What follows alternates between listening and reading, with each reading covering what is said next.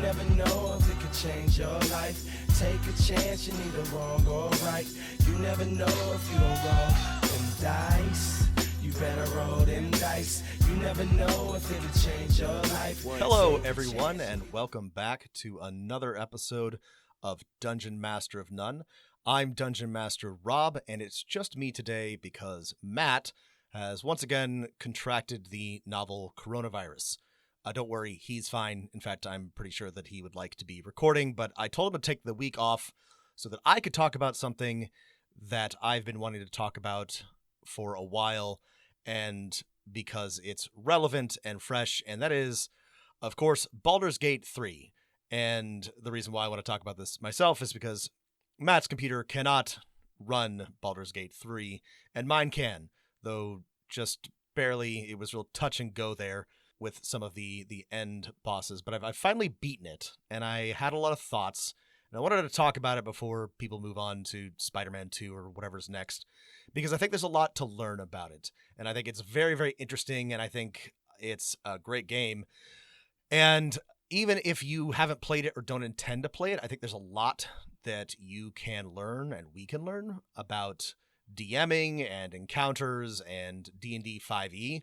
So I'm going to take a little time and a little bonus episode to talk about Baldur's Gate 3. So before I jump in, just know that this is not really a review. I would like to someday, maybe when, I don't know, I'll ship Matt a PS5 or something and get him to play it, or maybe get a guest on to talk about the plot, to talk about the setting, to talk about the game in greater detail. But if you do want a review, there are a lot of people who have done a good job, and you can get better opinions from them.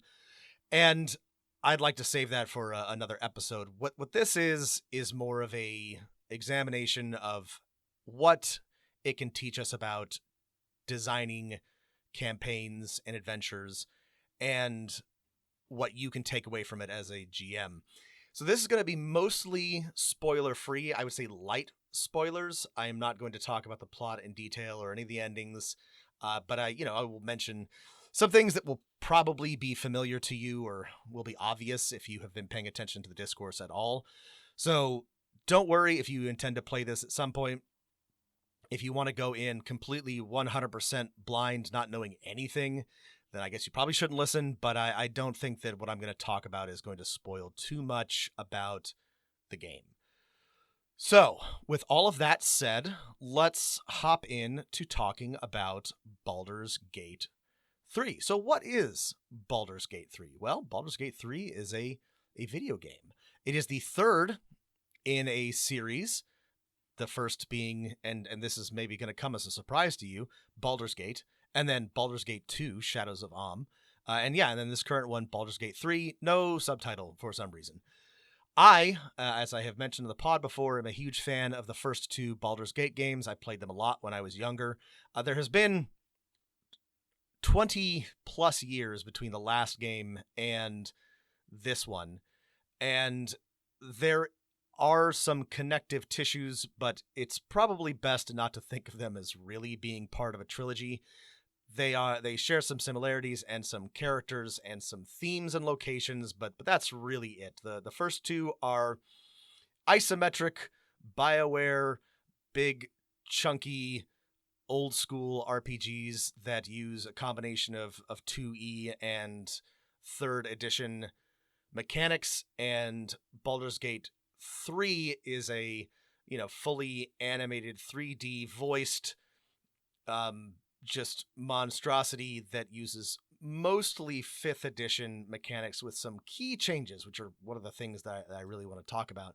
But if you're a fan of the older games, there's a little bit of fun fan service for you and some things that are memorable. And if you're not familiar at all with Baldur's Gate or Forgotten Realms or 5th edition, then you can also play and enjoy this game.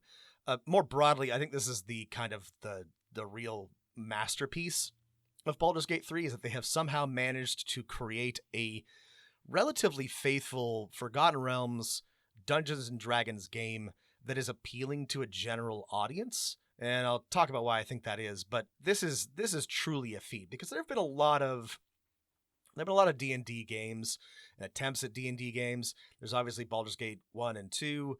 There's, Baldur's Gate Dark Alliance, which was some kind of like action RPG smash 'em up, which was, kind of a dud. There was Neverwinter Nights and Neverwinter Nights 2, which again were pretty good and relatively popular, but none of them have had the cultural impact, the just phenomenon that is Baldur's Gate 3. It's honestly been kind of bizarre for me to watch, but it's delightful. And I'm really glad that a lot of people are having fun with it. I kind of bounced off of it at first, to be honest, because it was so different from what I was expecting. But once I dug in, I definitely got the appeal. So like I said, it's a video game. It is turn-based. And again, this is a little bit of a surprise to me that it's so popular. I am a huge tactical turn-based video game fan. I love XCOM and all XCOM-like games. The DNA of Baldur's Gate 3 comes from Divinity Original Sin and Divinity Original Sin 2, which are the previous games published by Larian Studios, creator of Baldur's Gate 3. So that is unsurprising. I think the turn-based combat works really well. I think it's a lot of fun. I am, again, just sort of surprised that other people find it fun.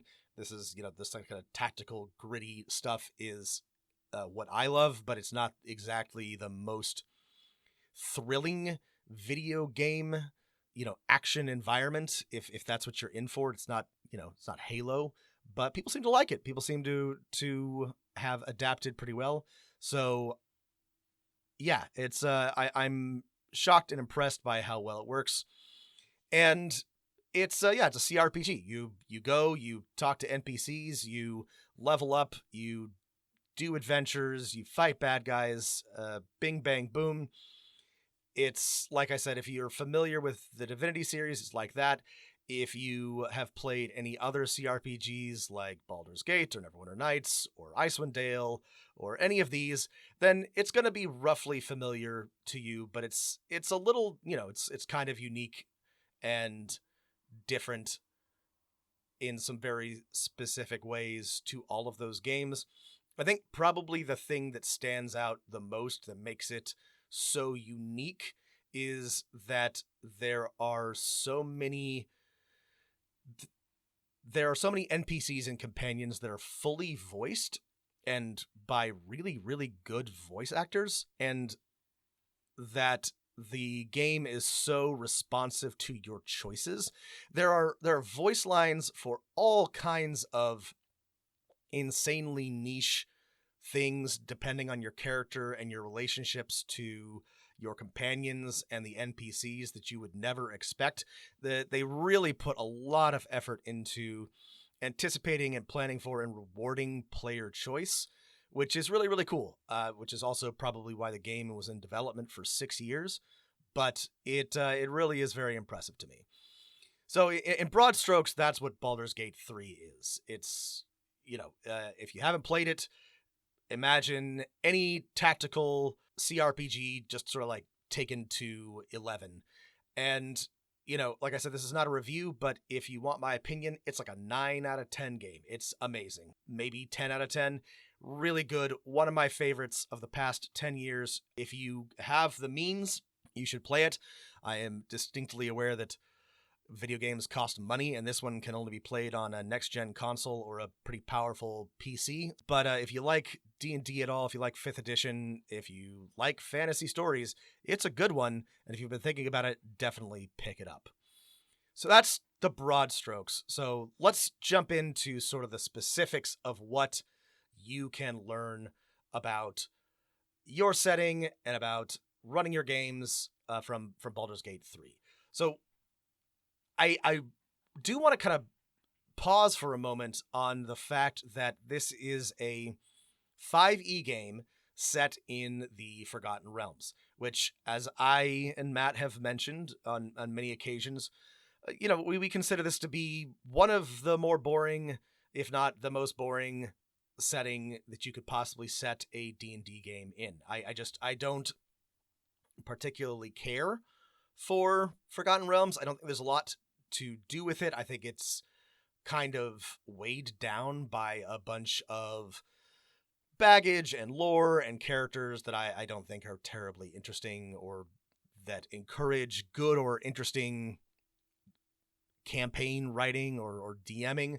That being said, they've really done their best to pull a cool story out of Forgotten Realms, and they've done so by falling back on the old classics, which is bringing in stuff from Planescape and Spelljammer. So mild spoilers, and by mild spoilers, I mean you learn this in like literally the first few seconds of the game, but a huge part of Baldur's Gate 3 involves mind flayers, illithids, and Githyanki as well. One of your first companions is Githyanki, assuming you don't accidentally kill her or miss her.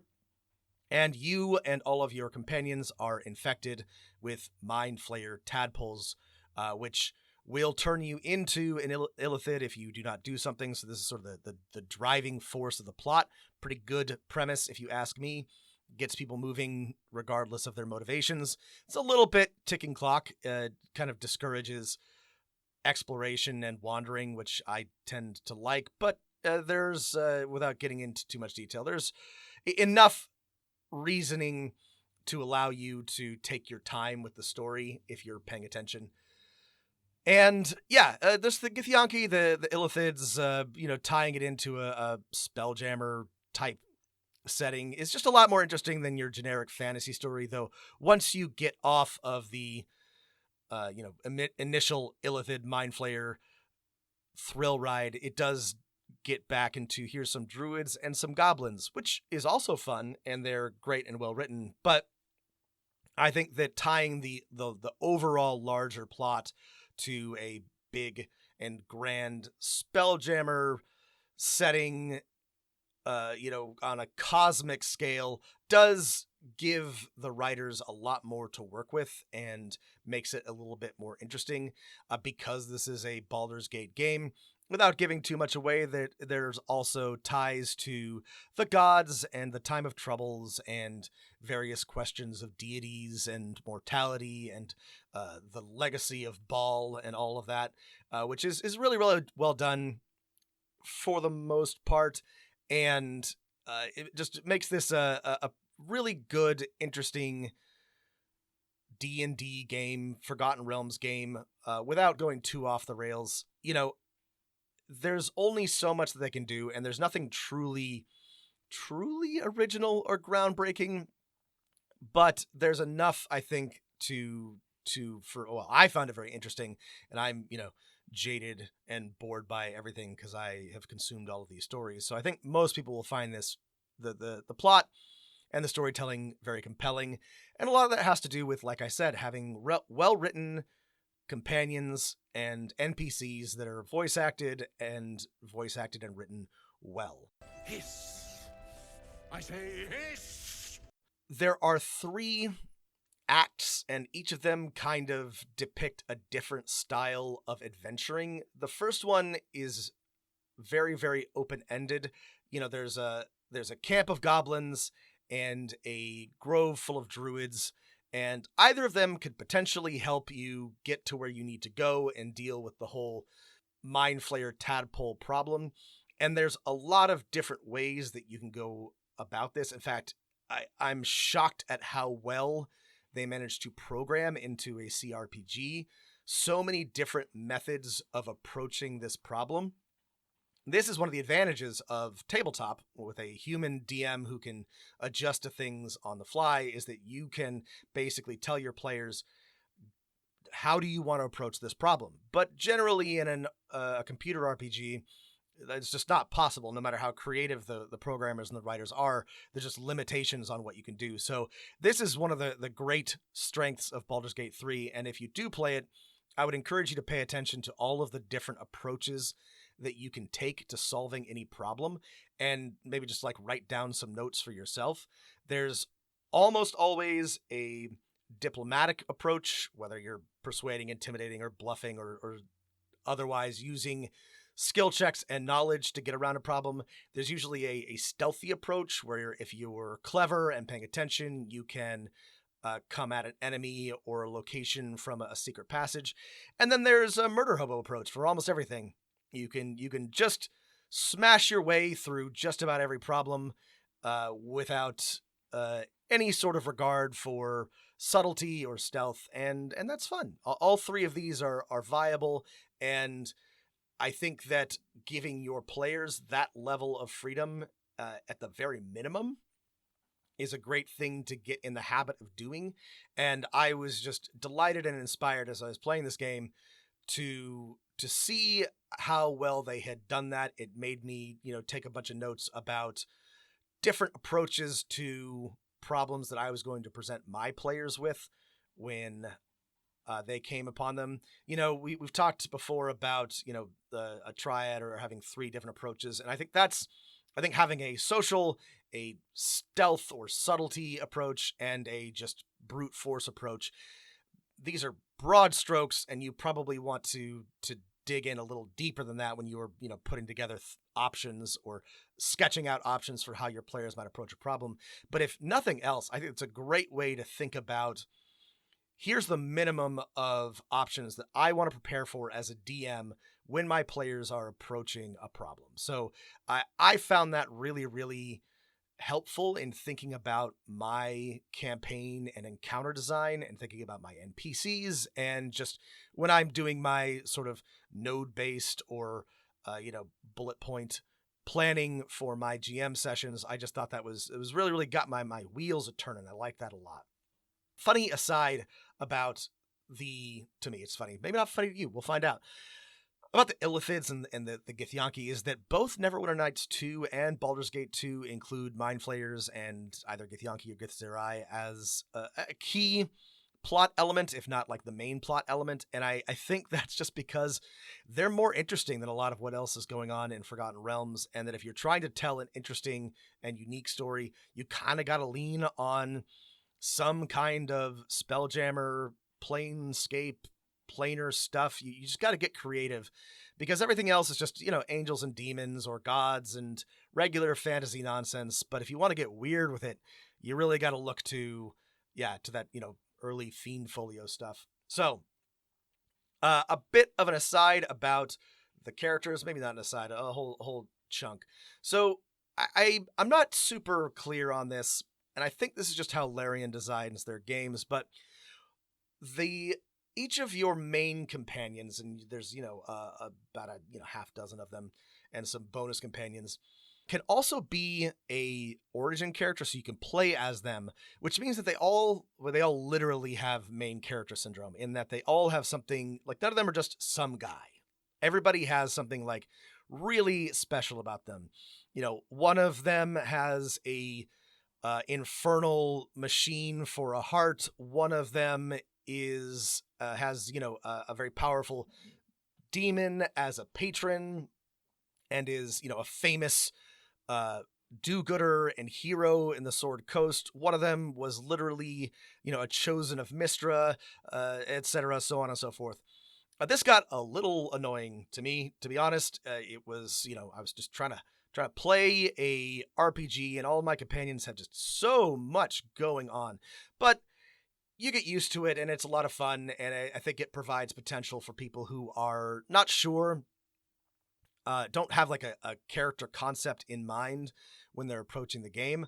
If you are used to your companions being a little bit more of a generic adventuring party with people who start out less powerful and then become more powerful, Baldur's Gate 3 kind of subverts that power fantasy in a way that I didn't love, but ultimately didn't find to be a particularly huge deal. But, it is definitely not.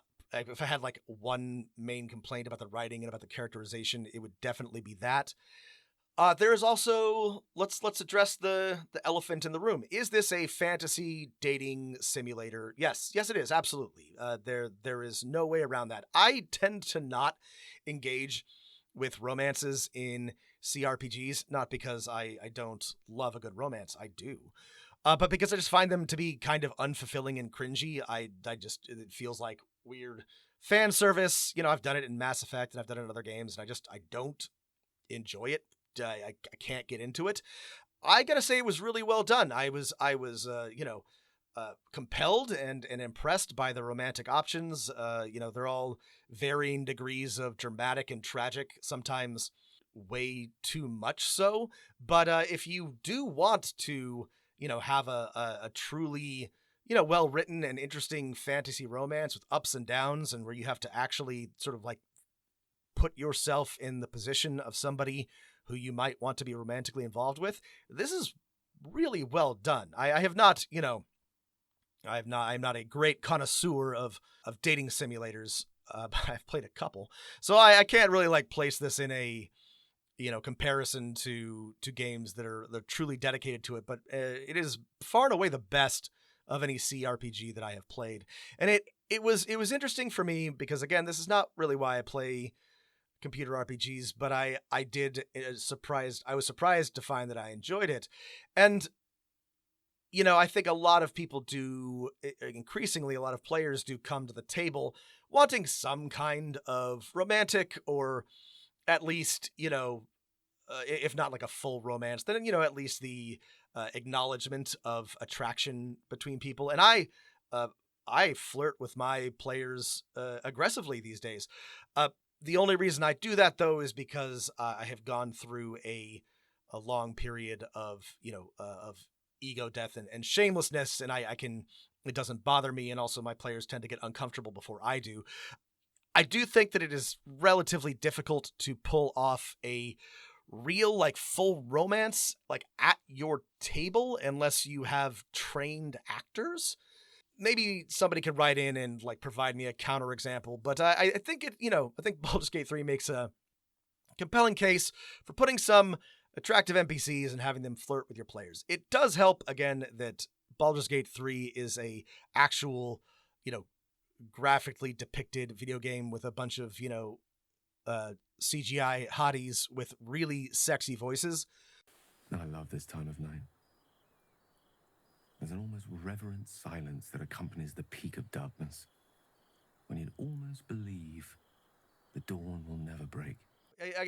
This is clearly a big part of why people like it and why it's so compelling. So, if you can do it without being a creeper, and here's Rob's admonition: do not be a creeper to your players. Consider throwing in a little bit of light flirtation, and make your players squirm a bit. So yeah, the other thing about the sort of big plot and characters of another thing that I thought was really interesting about Baldur's Gate 3 is that each of the three acts kind of goes through a different style of play. Like I mentioned, the first is very open-ended. It's not a hex crawl. There aren't hexes, but it resembles a hex crawl in that you can just kind of stumble upon a bunch of random encounters, sometimes ones that are much too high for your level. The second act, which I actually think at this point was my favorite, takes kind of a radical departure in tone, and it's much more on rails, but I think the characterization and the intensity of it is very, very good because it's a lot more focused. And this is I think something to bear in mind. We get down on railroady plots a lot, but if you want to tell a very, very tight and a very, very impactful story, you might need to narrow the scope a little bit. And this is a choice, right? There are good things and bad things about both. And then the third act opens up again, except this time, instead of sort of a wilderness area, it's in a city, and you're exploring, spoilers, you got it, Baldur's Gate. And there's a lot to like about this, and there's a lot to like about each section, and there's a lot that you might not like. The first act can get a little meandery, and it can be kind of long. And again, the second act is a little railroady, and the third act is just kind of overwhelming because there's just so much going on in the city. But I think that it's really cool to look at each of these acts as a different type of adventure. And I think there's a lot to be learned from how, approach it. If you're playing this, approach it as think about both you're a player, but also you're a GM trying to learn from it, and think about the choices that you're presented with, the quests that you have available to you, sort of where they are, just both temporally, like when you approach them as time goes on, and also geographically, like where they are on the map. I think these are really, really interesting things to think about.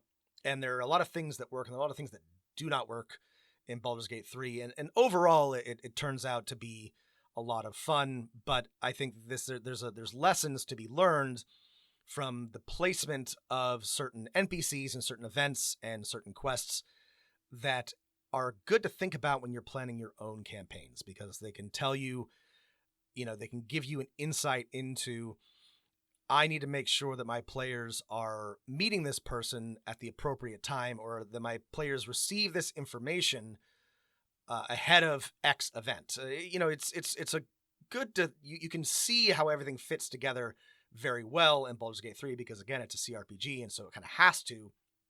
But this can help you when you're planning your own campaigns and your own adventures. So I have spent almost 30 minutes talking about just the broad strokes of the plot, but I actually really want to talk about some of the mechanics, because I think this is really, really interesting, and maybe the most interesting thing that Larian did when it was designing and creating this game. And it was also unexpected to me and very surprising. And so there's a few mechanical changes that I think are truly fascinating.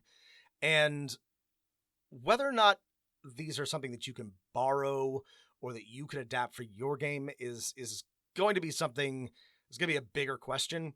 But I think that it's really, really interesting. So there's two right off the bat big changes that maybe don't seem huge, but I think are just sort of like groundbreaking. And that's that shove, sort of like the push, or I don't know, bull rush action, and jump are bonus actions that anybody can do. And shove is a basic athletics check, and jump is also a basic athletics check.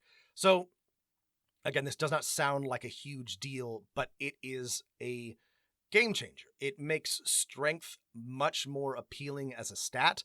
A big issue with 5e is that dex, especially since it's so easy to get dex to damage, is just better because it adds to armor class, it adds to initiative, it affects more skills.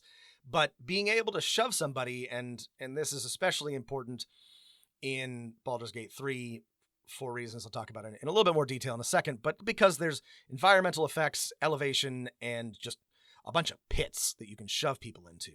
And being able to jump, and I would say that probably the distances on jump need to be adjusted a little bit, because even a very vaguely strong character can do just a superhero jump across the battlefield pretty early on. But even if that's not the case, it opens up a ton of opportunities, again, especially if there's elevation in the encounter, for your marshals especially to move around with their bonus action. It still provokes an attack of opportunity, so they can't just jump out of combat, but it makes jumping into combat, it makes reaching casters and ranged characters a lot easier. I am positive that these are deeply unbalanced changes that could be abused and would be abused by most tabletop players, but I loved them, and I thought they opened up a ton of awesome opportunities, especially for marshals, who, as I have often said, feel kind of, shafted in 5e and in a lot of D&D editions. And I would absolutely implement these in my 5e games. I would want to run it by my players first, but I think these are cool changes. Shove less so than jump.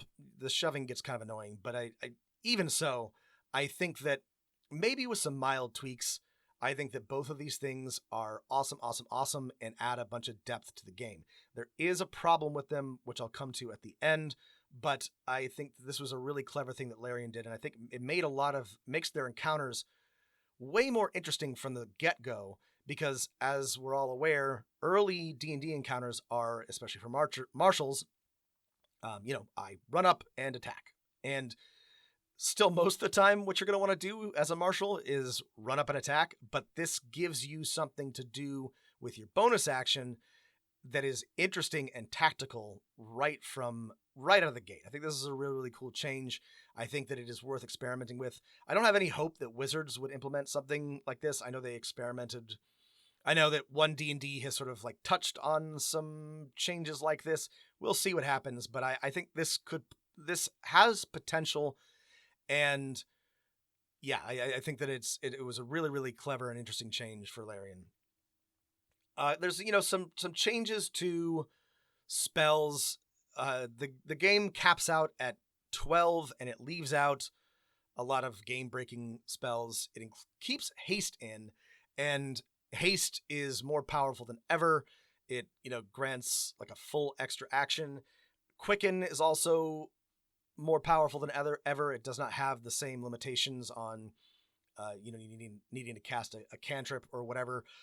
These are game breaking, but this game is very challenging for somebody who doesn't know anything about D&D, and very easy to break if you are willing to abuse the game. I mean, it's easy to break if you don't care at all about verisimilitude, and you can just drop a bunch of explosive barrels next to non-aggroed NPCs. So I don't think it's a particularly big deal that it's broken, but if you want to abuse the mechanics, some of the changes they made to spells are questionable.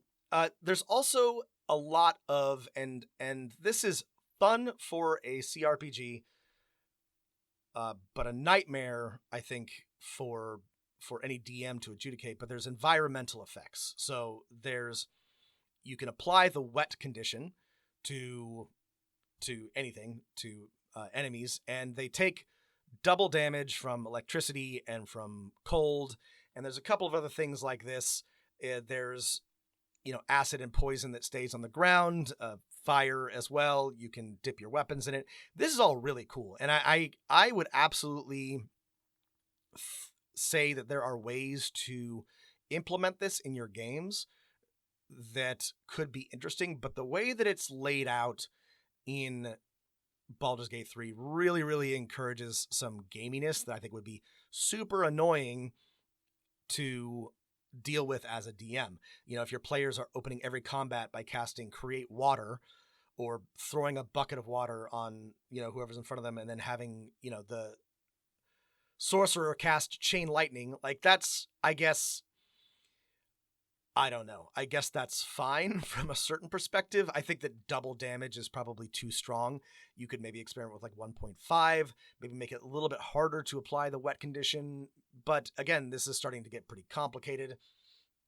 There's also some cool riders and bonuses and malices that Larian has invented for the game. Things like lightning charges which stack up, heat charges which stack up, radiant orbs, all of these things. I do not think these are balanced, but there's a lot of really cool magic items that sort of synergize well, and I do love synergies. And if you're playing Baldur's Gate 3, I would and want to come up with some cool magic items, I would definitely take some notes on some of these. Each of their advantages and disadvantages are possible because it's easy to do a bunch of extra calculations in a CRPG. They would be more annoying in a TTRPG where you have to roll a bunch of dice yourself, or you have to do the calculations yourself.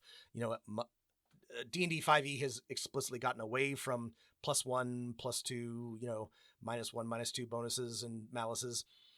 And that was a good design decision, I think. But it does limit some item and ability design because everything has to have like a major impact or no impact. And so there's a bunch of really cool items, like a mace that applies radiant, and spells that give you lightning charges for casting, staves and wands that give you lightning charges for casting certain types of spells to encourage gameplay variation and give bonuses to certain types of characters. It makes build diversity a lot more viable and interesting in Baldur's Gate 3 than it is in 5e. So I think there's definitely something cool about all of these. I only hesitate to recommend any of this because it would be it is already abusable. Just go and read any of the build guides on Baldur's Gate 3, but it would be it would be eminently abusable by most tabletop players who are laser focused on getting these kinds of advantages and breaking the game. The other problem with a lot of the mechanical changes that I have mentioned is that it makes the bonus action economy much, much more difficult if you are a class or a character that needs those bonus actions. I kept trying to make a dual-wielding character, but, for example, as a ranger, I want to be using that bonus action to cast Hunter's Mark and maybe jump and maybe shove, and using it to get my offhand attack often felt like making a sacrifice that I didn't want to have to make. And that, and they changed the thief subclass to give you a extra bonus action, which is cool, but means that, most martial builds that don't need 12 levels in one thing take 3 levels of rogue just so they can get an extra bonus action. So that's more a problem with 5th edition than it is with Larian's changes, but it's a little frustrating that the action economy works the way that it does in 5e. Again, I'm increasingly more interested in how Pathfinder 2e and other games do it, because it's just very limiting in 5e. But I do think that it is really, really interesting, and if you are interested in the tactical side of 5e but a little frustrated by how limiting it is, I think that if your players are okay with it and you are willing to take some risks, I think there's a lot of cool stuff to be learned from Baldur's Gate 3. So, those are my extended thoughts on Baldur's Gate 3. Like I said, I would like to do a full, in-depth review a little later, on focusing on plot and on characterization and on what you can learn specifically from the storyline when running your own games. But I'll have to wait for Matt to, join the modern age, and also, give people time to finish it, because I know that it's a big game and people still have not actually gotten to the end. So I hope this was interesting to you, and if you've gotten this far and you're asking yourself, why did I just listen to Rob talk for 40 minutes about a game I haven't played?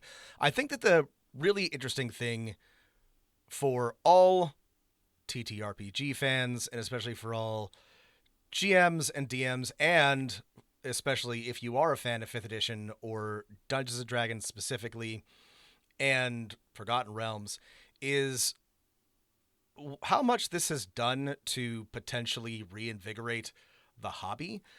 And I don't just mean like bringing in new fans and introducing them to D&D.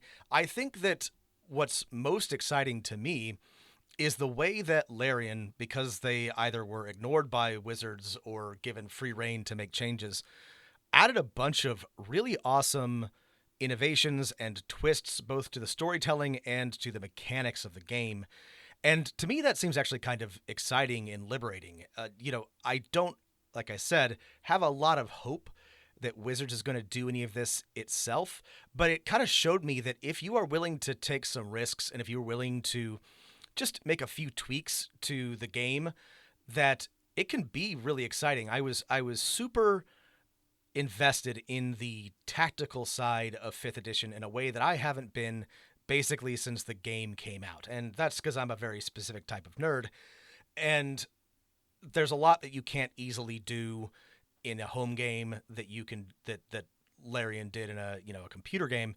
But I think that this could have some knock-on effects. And if nothing else, I would hope that everybody would feel a little bit empowered to just go and make some changes, go and make some home rule tweaks, be judicious about it, but use Larian's example in Baldur's Gate 3 as, permission, as a template, as a launching point for your ideas, because I think this has really, really done a lot to show how much the game and how much the system has to offer if you are willing to bend or break the rules a little bit.